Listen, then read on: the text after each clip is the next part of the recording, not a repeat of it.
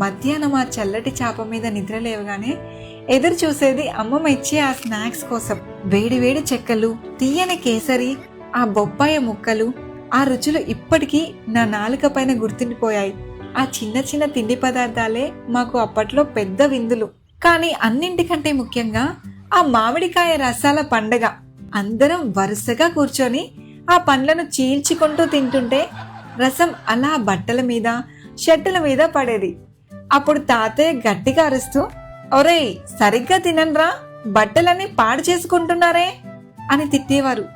కానీ ఆ తిట్లు కూడా మాకు ఒక ఆటలాగా అనిపించేవి. ఆ రసాలన్నీ అంటుకుపోయి మురికిగా అయిపోయాక పెద్దలందరూ మమ్మల్ని చెరువుల దగ్గరికో, బావి దగ్గరికో తీసుకువెళ్లేవారు. అక్కడ చల్లటి నీటితో మమ్మల్ని కడిగి శుభ్రం చేసినప్పుడు కలిగే ఆ హాయి మాటల్లో చెప్పలేని ఒక అనుభూతి. మరి ఆ సాయంత్రాలంటే ఒక తెలియని ఉత్సాహం. ప్రతి శుక్రవారం సాయంత్రం టీవీలో వచ్చే చిత్రలహరి పాటల కోసం, శనివారం వచ్చే సినిమా కోసం అందరం ఎదురు చూస్తూ ఉండేవాళ్ళం. కేవలం మా కుటుంబమే కాదు, పక్కింటి పిల్లలు, పెద్దలు అందరూ కలిసి ఒకే టీవీ ముందు కూర్చొని ఆ పాటలను, సినిమాలను ఎంజాయ్ చేసేవాళ్ళం. ఆ కలిసి ఉండటంలోనే ఒక గొప్ప ఆనందం ఉంది. For more videos, subscribe our YouTube channel.